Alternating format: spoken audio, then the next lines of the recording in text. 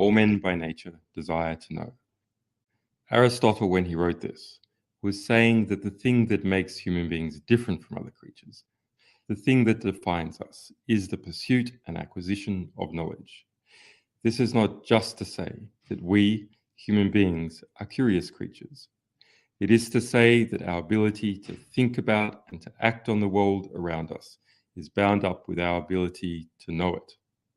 To be alive as a human being is to know, in the same way as it is to have a heart that beats. We all understand this in mundane ways. We understand, for instance, that part of being a fully independent adult, making choices about life, is learning about the world around us and informing our choices with that learning. In the book of Proverbs, it says, "By wisdom a house is built, and through understanding it is established. Through knowledge its rooms are filled with rare and beautiful treasures." But there is something more to all of this. The very next saying in Proverbs is, "The wise are mightier than the strong." This is the earliest occurrence known to me of the now well-known idea. Knowledge is power. To keep a person ignorant is to place them in a cage. So it follows that the powerful, if they want to keep their power, will try to know as much about us as they can, and they will try to make sure that we know as little about them as is possible. I see this insight everywhere, both in religious writings, which promised emancipation from political repression, and in the revolutionary works promising liberation from the repressive dogmas of the church and the state. The powerful throughout history have understood this. The invention of the printing press was opposed by the old powers of Europe because it spelled the end of their control of knowledge, and therefore the end of their tenure as power brokers. The Protestant Reformation was not just a religious movement, but a political struggle, the fight to liberate hoarded knowledge through translation and dissemination. Through the confessional system, the Catholic Church spied upon the lives of its congregants, while Latin Mass excluded most people who could not speak Latin from an understanding of the very system of thought that bound them. Knowledge has always flowed upwards to bishops and kings, not down to serfs and slaves. The principle remains the same in the present era. Documents disclosed by NSA whistleblower Edward Snowden show that governments dare to aspire, through their intelligence agencies, to a godlike knowledge about each and every one of us. But at the same time, they hide their actions behind official secrecy. As our governments and corporations know more and more about us, we know less and less about them. The policy, as always, is to channel the decisive information upwards, never downwards. Today, remember that it is good to seek to empower the powerless through knowledge and to drag the machinations of the powerful into the daylight. We must be unapologetic about that most basic of humanities, the desire to know. The powerful would do well to remember the words of one of history's great activists, as recorded in the book of Matthew. There is nothing concealed that will not be disclosed, or hidden that will not be made known. What you have said in the dark will be heard in the daylight, and what you have whispered in the ear, in the inner rooms, will be proclaimed at last from rooftop to rooftop.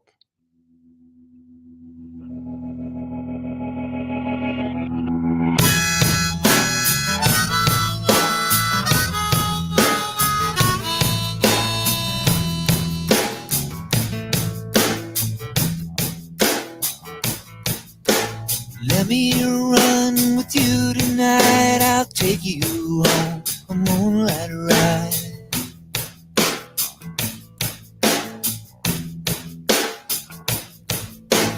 There's someone I used to see, but she don't give a damn for me.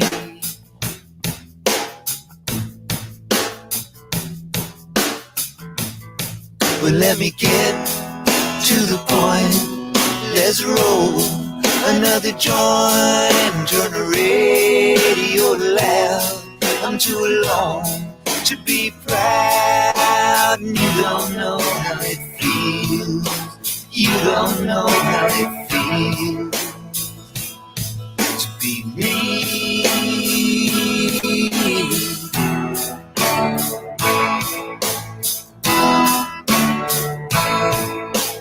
People come, people go. Some grow young, some grow cold.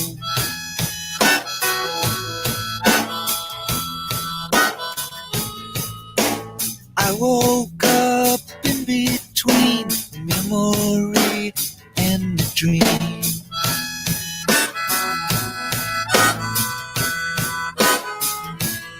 So let's get to the point. Let's roll another joint. Let's head on down the road.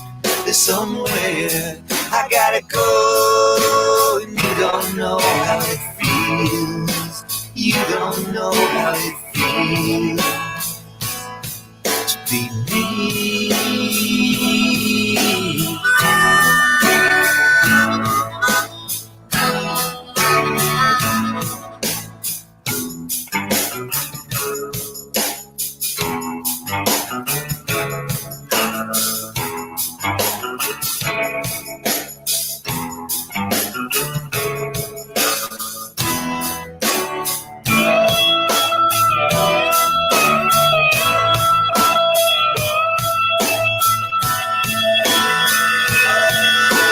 My old man was born to rock. He's still trying to beat the clock.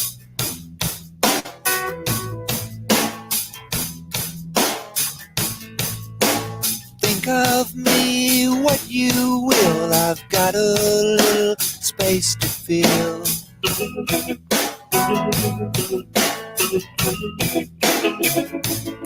So let's get to the point.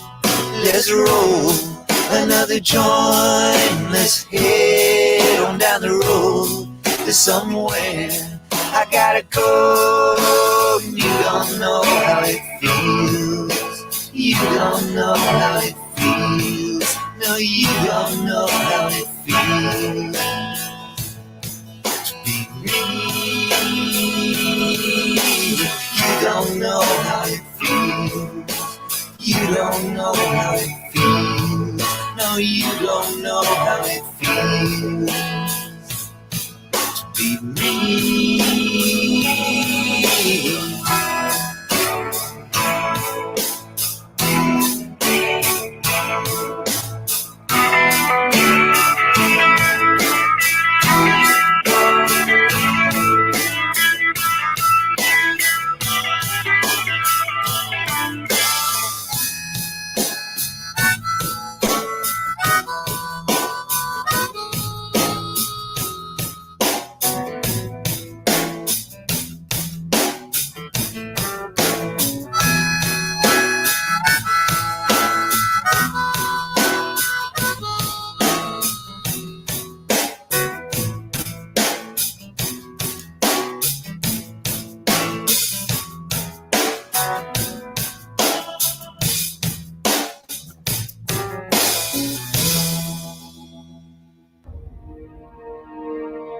It was Christmas Day. We boarded Air Force One in complete and total darkness, in the pitch black of night.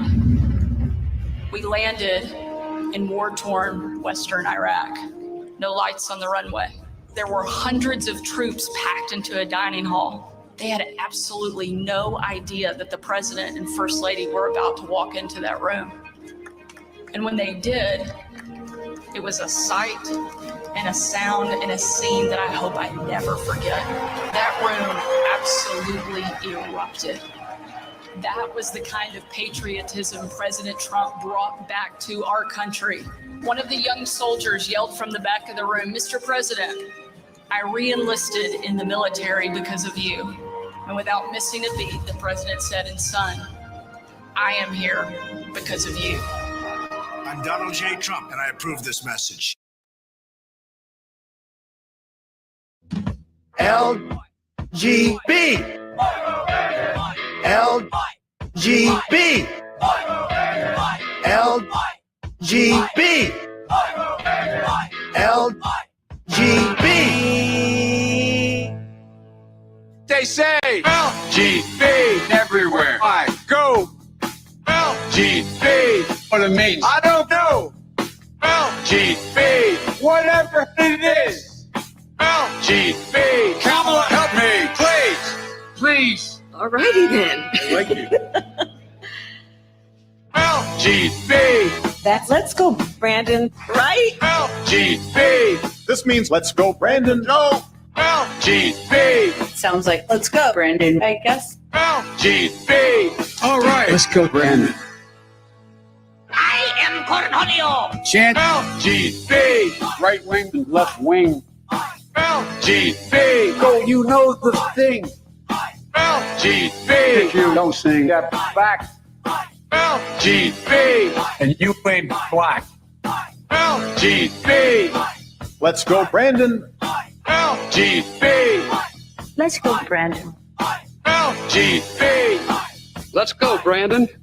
FJB. Let's go, Brandon. I'm Joe Biden, and I Forgot this. Greetings, my dear friends, and welcome to another episode of Reading Epic Threads. I'm your host, Patrick Gunnels, joining you from Houston, Texas, this December 27th, 2023 at 10:11 a.m. Central Standard Time.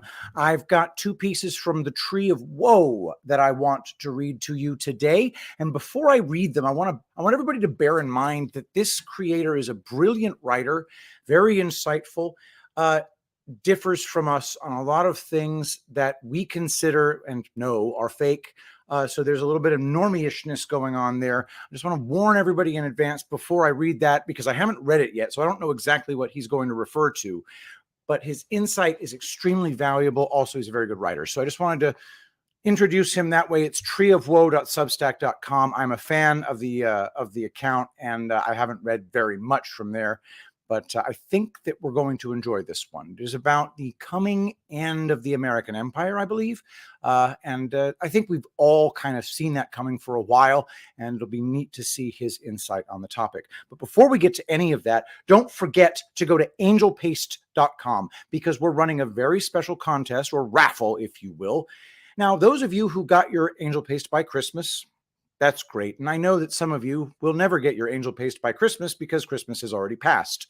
But I wanted to do a little incentive for those of you who ordered Angel Paste knowing it wasn't going to arrive by Christmas. So we've put together a raffle for anybody who orders a bottle of Angel Paste between December 22nd and January 1st.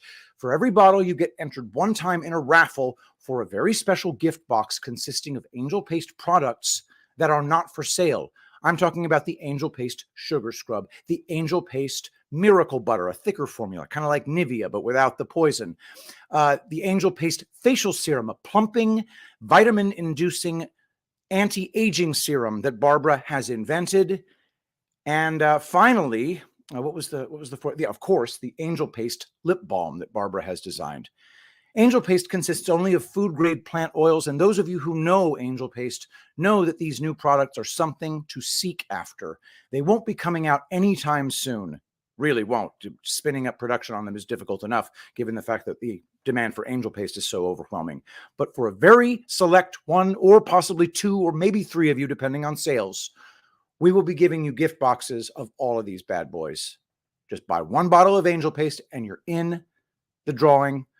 Buy two, you're in twice. You buy three or more, you get free shipping, and you're in three or more times. Go to angelpaste.com, use promo code Shapiro to pry $1 from my grasping hands.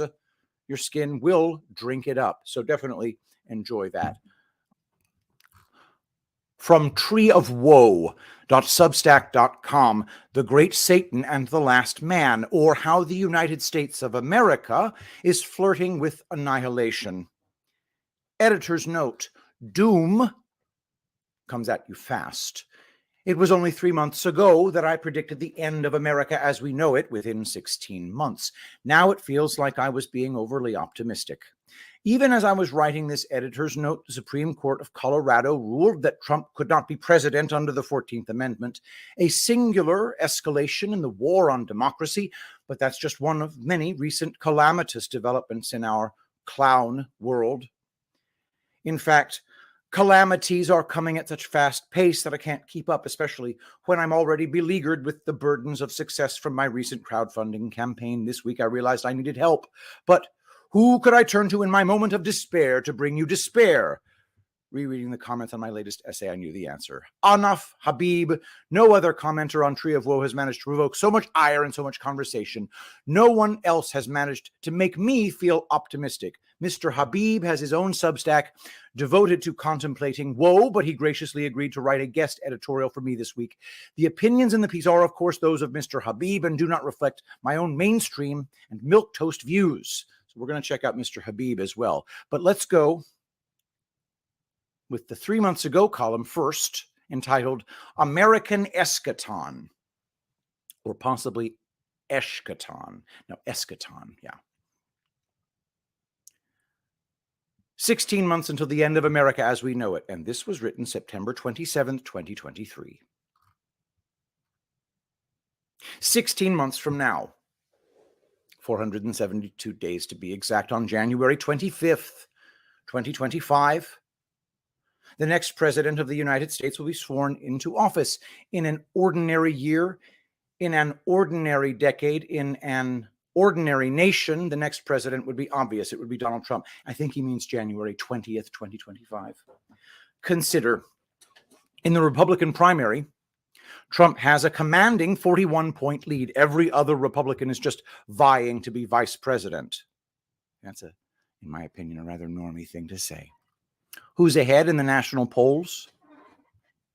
Trump, way ahead. Everybody else sucks. In the national election, the latest poll by ABC News, The Washington Post, has Trump ahead of Biden by 10 points. Meanwhile, Biden's approval ratings are some of the worst of our lifetimes, ranging from 8 to 20 points of disapproval. That much underwater is what that means. In an ordinary year, in an ordinary decade, in an ordinary nation, the likelihood of Trump's victory would be so high that the opposition would have trouble even raising funds. But this is not an ordinary year, or an ordinary decade, or an ordinary nation, and so it's not going to play out like that. We are the world's leading empire, and we're near the end of our imperial lifespan. In 2025, the United States will mark the 80th anniversary of the end of World War II and the 249th anniversary of our founding. That puts us simultaneously at the end of both the short 80-year Strauss-Howe generational cycle and the long 250-year Turchin secular cycle and Glubb imperial cycle. Listed here, nations, their dates of rise and falls, durations in years. It hovers around 250 in each case. So, how will the future go? I predict an American eschaton, the end of America as we know it. It will be a fourth turning, but it will be a fourth turning that goes against us. The exact manner in which our eschaton will occur is much harder to predict. The end of America as we know it doesn't necessarily mean nuclear apocalypse, government collapse, or secession. It could simply mean a transformation of America into something un-American. The Russian Revolution of 1918 was the end of Russia as the Russia of the time knew it, for instance. Here are the scenarios I consider likely. First, managerial triumph. As we discussed in Managerialism, the arch enemy of freedom, the American managerial state has increasingly begun to metastasize into a CCP-style totalitarian state that aims at total control over our lives through a combination of social credit scoring, digital currency, deplatforming, propaganda, and sadly, even secret police. Since managerial totalitarianism is the polar opposite of American republicanism, the triumph of managerialism would represent an eschatonic ending for our nation. It will, of course, be celebrated on the media as the culmination of American ideals of diversity, equity, and inclusion. Managerial triumph is likely to occur if, first, either Trump is removed from the ballot by legislation, incarceration, or assassination, or election fraud is used to prevent him from fairly competing, or a pretext is found to cancel elections altogether. And second, either the right does not react to this outcome by some form of direct action, or the right does react, but ineffectively and stupidly, and collapses back into passivity thereafter. And third, the managerial elite managed to stave off systemic collapse from other causes. Managerialism's victory is not yet assured, but it's a likely outcome. It's just not as likely as managerial collapse.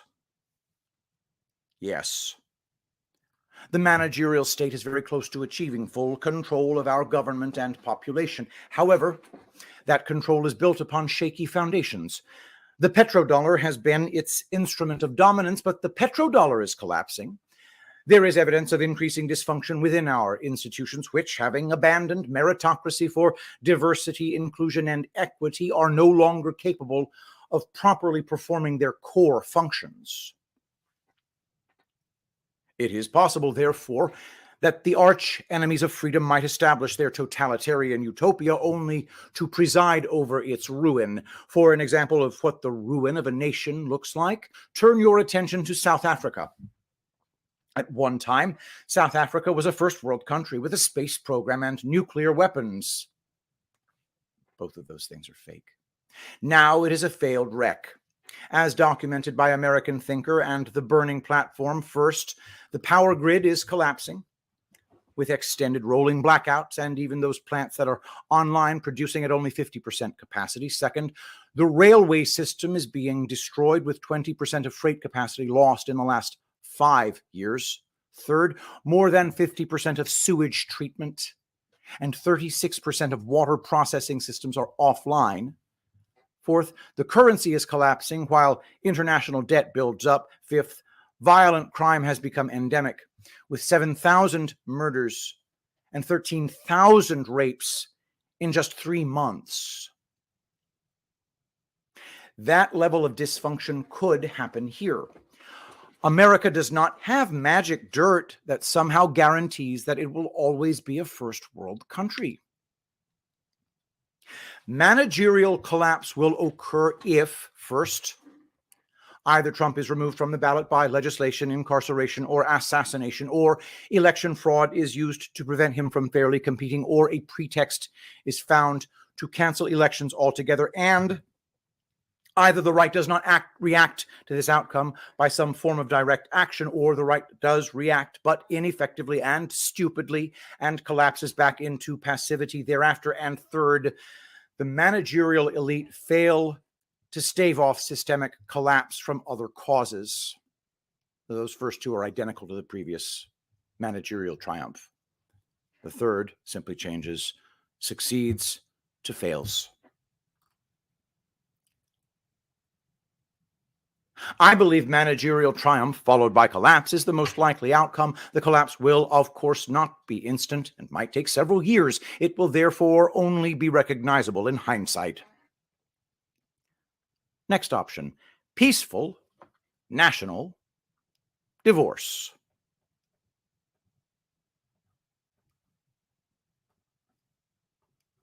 As of 2021, approximately 20% of American adults wanted a so-called national divorce in which red states and blue states would divide into separate countries, perhaps through a peaceful secession or through an amendment to the Union. I couldn't find a more recent poll, but I suspect the number is even higher now.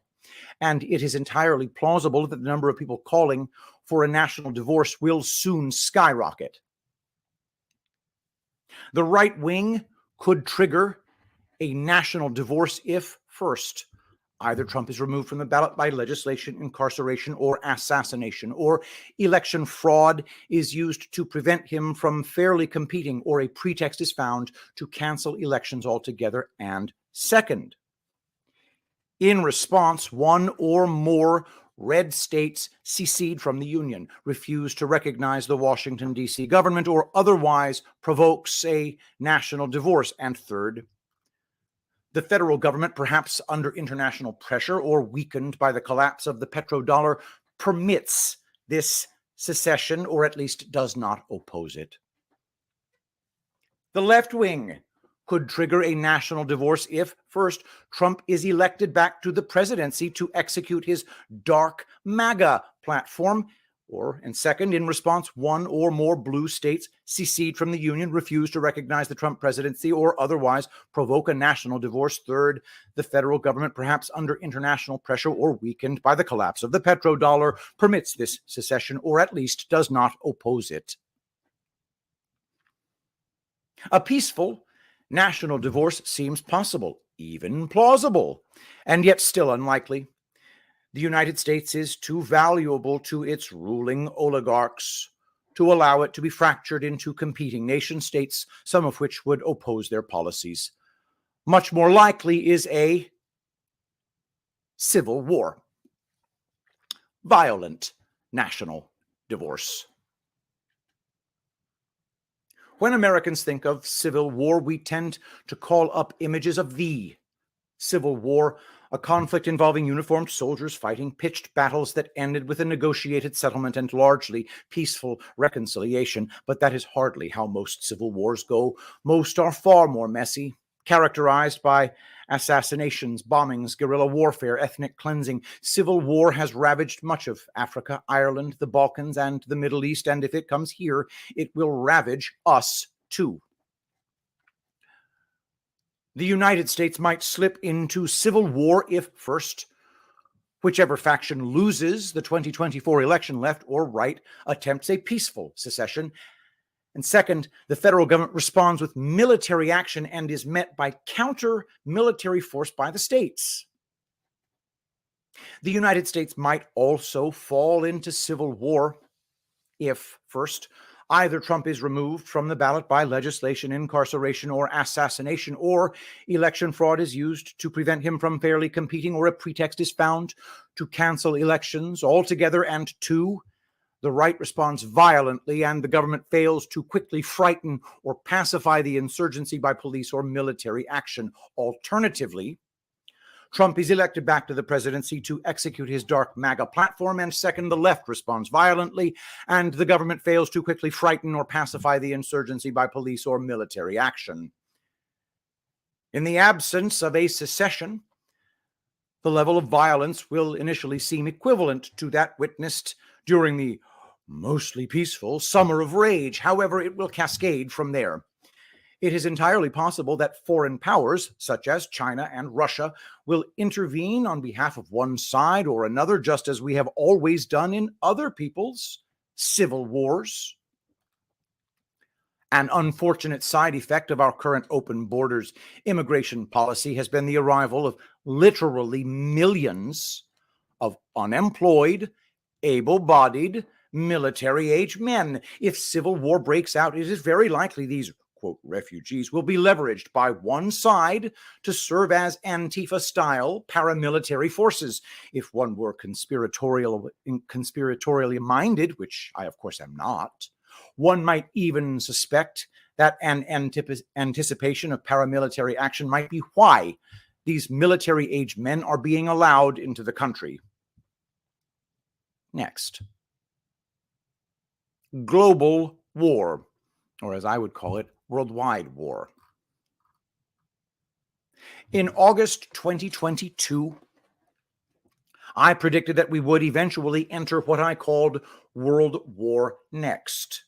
It is entirely possible, and some defense analysts are asserting, that the next world war has already begun, that the Russo-Ukraine war will turn out to be the equivalent of the 1939-1941 period before America entered World War II. Whether that is true, we will not be able to know until the future.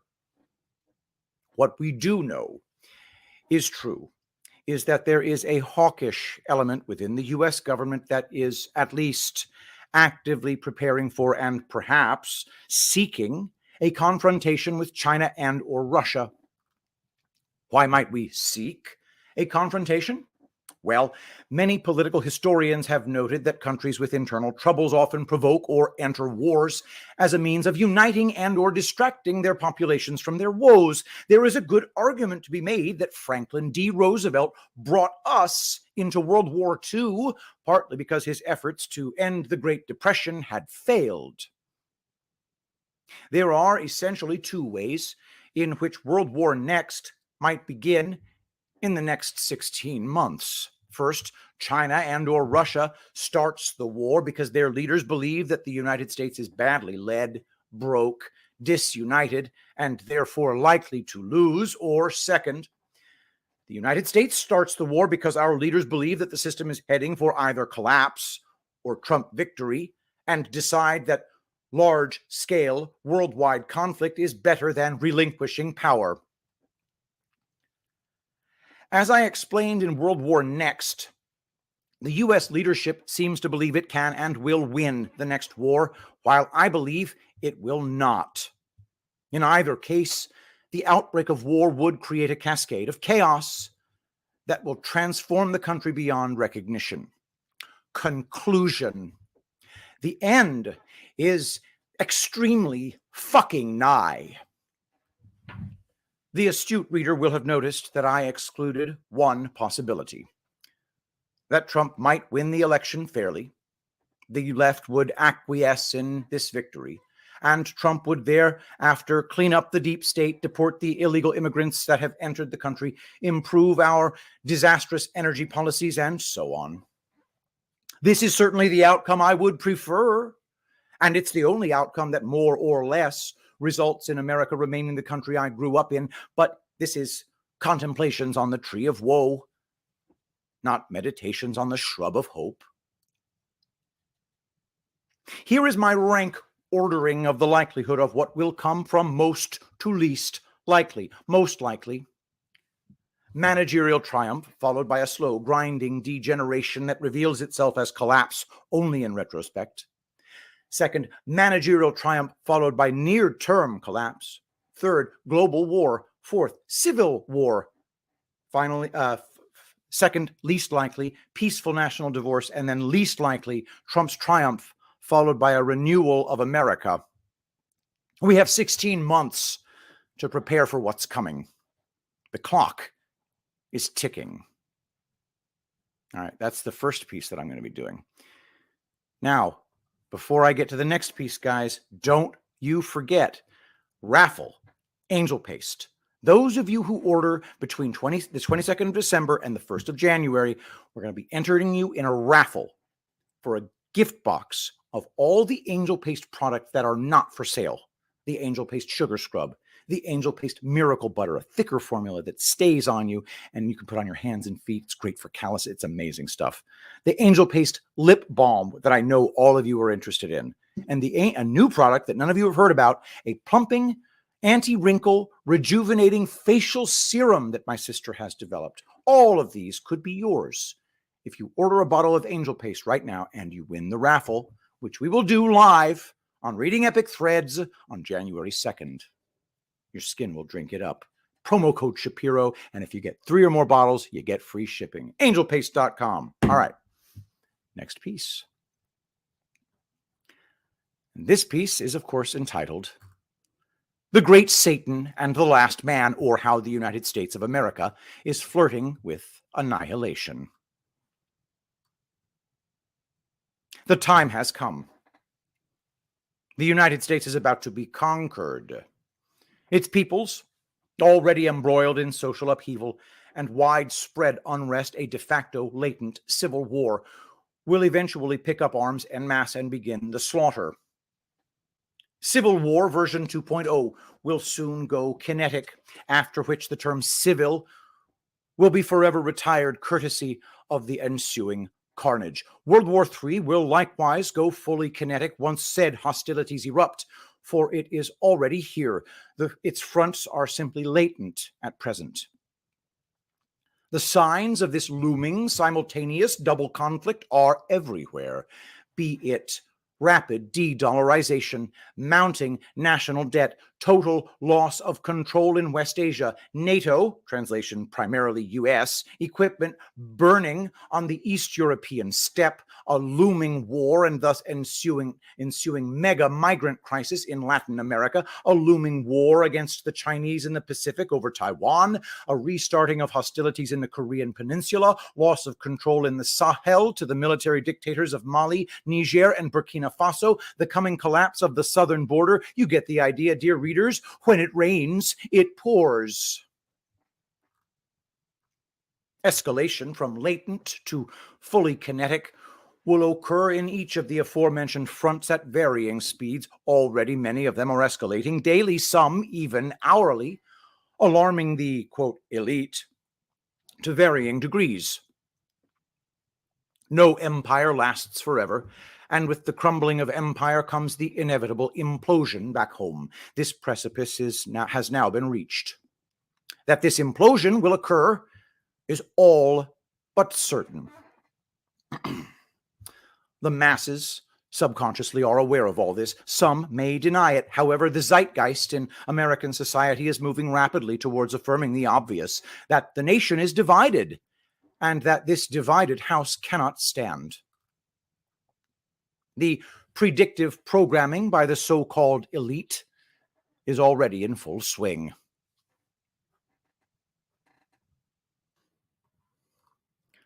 Make no mistake, this is not a movie. It is equal parts documentary and prophecy that the so-called elite, the majority of whom worship Satan and demonkind, have put in front of the American people's faces. 2024 may not see the full outbreak of aforementioned hostilities, but that the temperature will increase, and that this will be the general direction of travel has now officially been given the go-ahead by the aforementioned demonic elite. Strategists for the American empire have long feared Eurasian integration of the sort now in motion with speed, precisely because the very existence of the United States as not only the exceptional nation, but as a viable entity at all is put into question. Be it minerals, energy, metals, etc., the current level of American industry, already hollowed out by the uber financialization of the U.S. economy, can neither sustain nor cater to the already worsening standard of living in most of the U.S. The social angst in American society is about to boil over, be it the rise in homelessness, suicides, murders, gang violence, etc. The trend is clear. Now is the worst time for the empire's foreign adventures and overseas holdings to go sideways.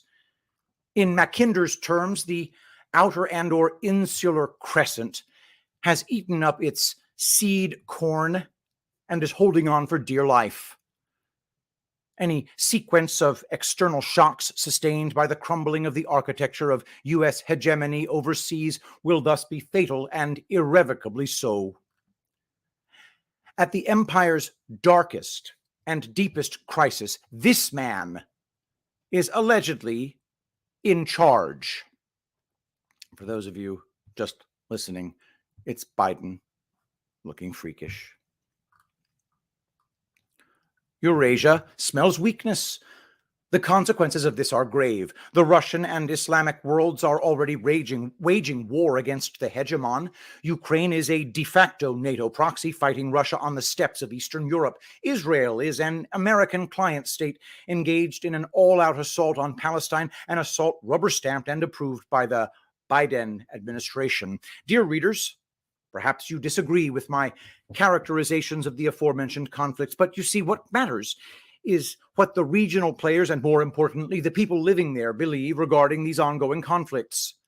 Said characterizations are exactly how the peoples of said civilizations feel regarding the matter. Calling this dangerous is an understatement. Pictured here, white phosphorus shells fired by Israeli artillery exploding over Kfar Kila, a Lebanese border village with occupied Palestine, as seen from the town of Marjayun in southern Lebanon, Wednesday, November 22nd, 2023. Source, Associated Press. I see some smoke plumes. That's what I see. Brought to me by the frickin' AP. Loss of control overseas will exacerbate the national implosion. This, in turn, will accelerate loss of control overseas, which in turn will accelerate national implosion. This is a doom loop. All signs presently indicate that the U.S. has entered said loop. The gravity of the moment we are in cannot be merely dismissed on a whim of hope. There was a time when the United States and its peoples could safely hide behind two oceans, a robust economy, a homogeneous society, ethnic, cultural, and religious, technological prowess, etc. However, none of these are extant today. America had its chance. It had an opportunity to pursue empire in some benevolent capacity. It had its shot at leading the rest of the world in a manner that could have been dignified, measured, and temperate. It had all of that and much more. But that is all in the past. What remains today is nothing more than inertia.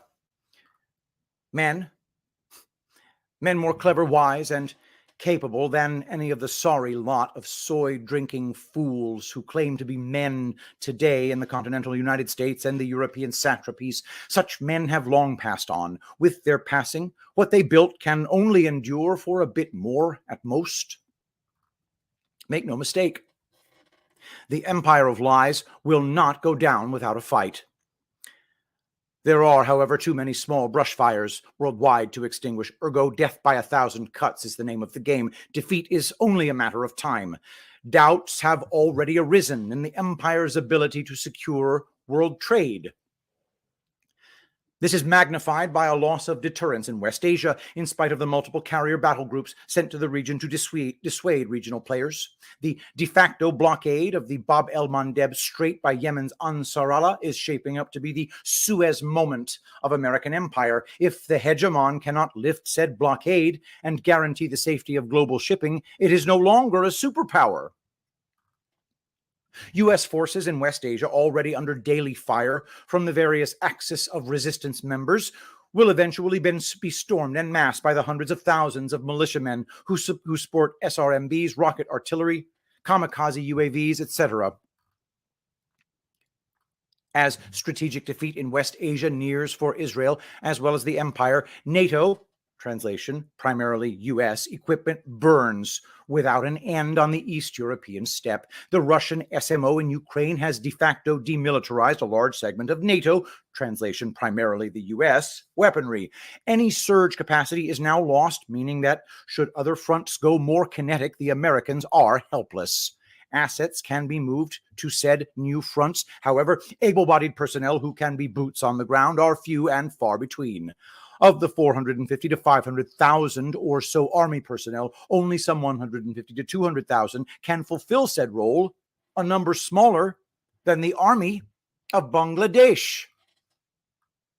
Air and naval power alone will not decide anything. Add in the defensive power of the new MAD, missiles, drones, and artillery, with which its enemies are equipped, and it becomes clear. Without boots on the ground to take and secure land, the Americans will inevitably lose. Thus, if the Chinese decide to rejuvenate, the Taiwanese and or the North Koreans decide to pounce, and or Venezuela seizes the Essequibo from the Guyanese, the Americans will be overloaded and the dam will break. These developments are catastrophic for the domestic front, which is already an utter basket case from an exponentially increasing national debt and de-dollarization coming home to roost. The southern border is, meanwhile, simply non-existent. Inflation, unemployment, violent crime spikes, migrant waves, etc. will all be exacerbated. All this when the various three-letter agencies responsible for the security of the common man within the borders of the empire are already overloaded, not to mention the overall quality of said personnel is already at an all-time low, courtesy of poor hiring practices, lack of trust in said institutions, a gross inflation of various naughty lists of U.S. citizens that they have to keep an eye on, etc.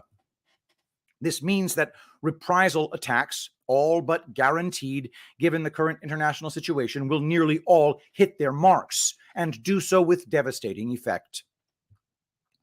In particular, one of the worst case scenarios at present would be an attack on the One World Trade Center in Lower Manhattan, New York City, using a dirty nuke.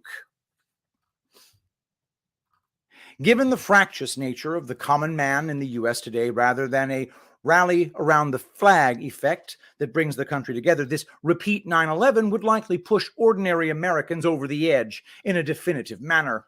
The left would blame the right for antagonizing the rest of the world, which is why this happened to us. Shame on you racist fools. The right would blame the left for betraying everything this nation once stood for and allowing the enemies within the gates to kill us all. You get the idea, dear readers. Civil War v2.0 would kick off in earnest across the nation, and with it, likewise, World War III would go kinetic across most of its currently latent fronts simultaneously.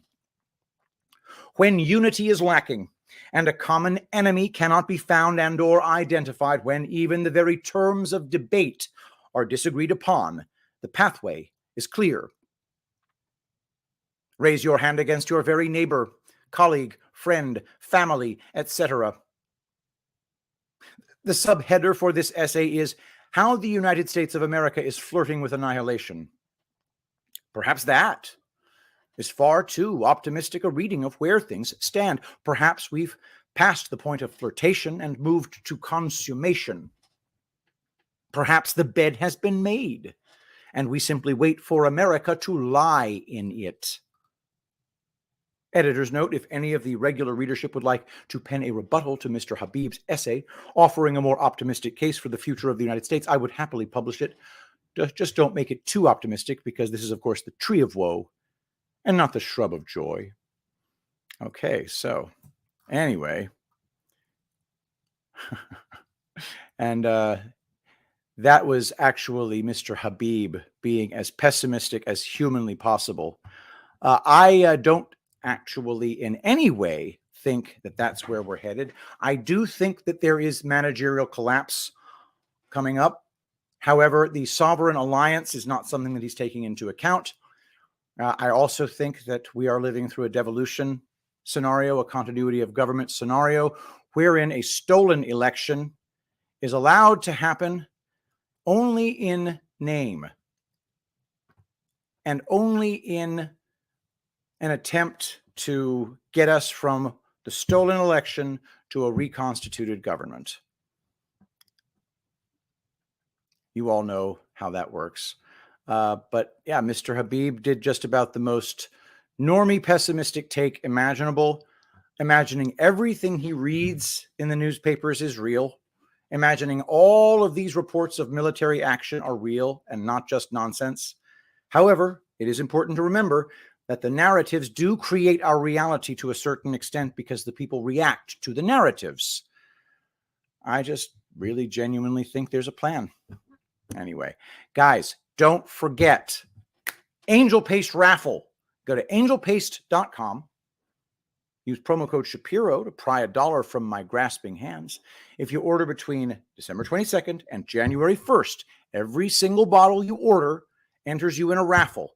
The winner of the raffle, to be decided, drawn live on this channel on January 2nd by me and my sister, will win a gift box that contains all of the Angel Paste products that are not for sale and that won't be for sale, some of which won't be for sale for the foreseeable future. You will get to experience the Angel Paste Sugar Scrub. You will get to experience the Miracle Butter, the Lip Balm, and the facial serum, the plumping anti-wrinkle facial serum. Guys, it's not an opportunity that's going to come around often. Go to angelpaste.com, place your order today. Thank you everybody for being here. Thank you for watching this dive into aggressive normie pessimism. If anybody would like to refute any of that, please email me at pgunnels@gmail.com.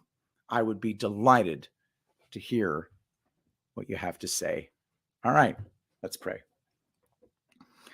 Saint Michael the Archangel, defend us in battle. Be our protection against the wickedness and snares of the devil. May God rebuke him, we humbly pray. And do thou, O Prince of the heavenly host, by the power of God, cast into hell Satan and all evil spirits who prowl about the world, seeking the ruin of souls. Amen. I love you all. Thank you so much for being here, and I'll see you tomorrow. I will be the greatest president that God ever created.